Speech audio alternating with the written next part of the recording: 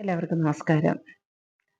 അപ്പോൾ നമ്മൾ ഇന്നലെ പറഞ്ഞു നിർത്തിയത് അവളുടെ കൂട്ടുകാരും അവളുടെ ടീച്ചേഴ്സും എല്ലാവരും വന്ന് അവളെ കണ്ട് എല്ലാവരും വാവിട്ട് കരഞ്ഞു. ഞങ്ങൾ വളർത്തുന്നൊരു പട്ടി ഉണ്ടായിരുന്നു, ടിങ്കു. അവളെ കാണാതെ ആയ സമയം മുതൽ, അവളെ ഹോസ്പിറ്റലിൽ കൊണ്ടുപോയ സമയം മുതൽ അവൻ ഒരേ നിലനിന്ന് കരയുമായിരുന്നെന്ന് പിന്നീട് ഓരോരുത്തരും പറയുന്നു. അവളെ കൊണ്ടുവന്ന സമയത്ത് ഭയങ്കര കരച്ചിലായിരുന്നു. ഒരാളെ കണ്ടുപോലും അവൻ കുരച്ചില്ലെന്ന്. കാരണം തലേന്ന് രാത്രിയിലും അവന് ഭക്ഷണം കൊടുത്തതും അതെല്ലാം ചെയ്യുന്നത് അവളായിരുന്നു. അവൾക്ക് ഭയങ്കര ഇഷ്ടമായിരുന്നു. അത് കഴിഞ്ഞ് എൻ്റെ മോൻ ആരൊക്കെയോ മോനെ എടുത്ത് എവിടേക്കോ കൊണ്ടു നടന്നു. ഒടുവിൽ 11 മണിക്ക് കൊണ്ടുവന്ന് 2 മണിയൊക്കെയാ.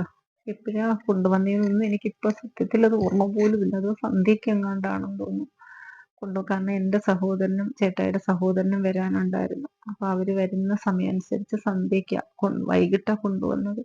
സന്ധ്യയ്ക്ക മോളെ എടുത്തുകൊണ്ട് പോയത്. അപ്പോഴ് അവളുടെ ഏറ്റവും വലിയൊരു സ്വപ്നമായിരുന്നു വീടെന്ന് പറയുന്നത്. പക്ഷെ ആ വീട് വയ്ക്കുന്നതിന് മുന്നേ അവള് പോയി. അവളുടെ ആ മോശപ്പെട്ട വീട്ട് എല്ലാവരും വന്ന് കാണാനും അവസരമായി.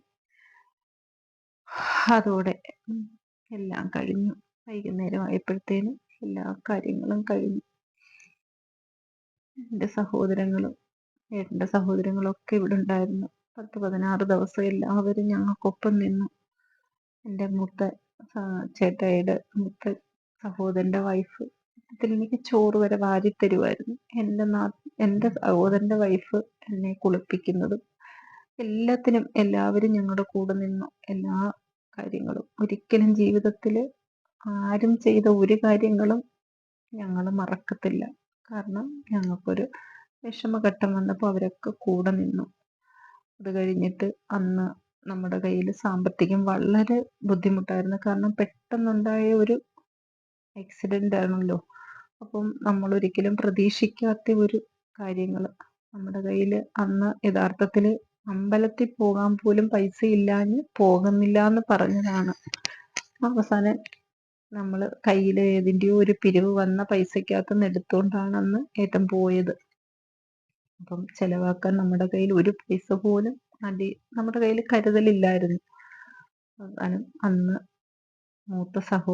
ഏട്ടൻ്റെ മൂത്ത സഹോദരനാണ് മോളെ ഹോസ്പിറ്റലിൽ നിന്ന് റിലീസ് ചെയ്യാൻ വേണ്ടി പൈസ അടച്ചത്, ഫോട്ടോഗ്രാഫർക്ക് പൈസ കൊടുത്തത്, ബാക്കി ചെലവുകളൊക്കെ അവരോരോരുത്തരും ചെയ്തു.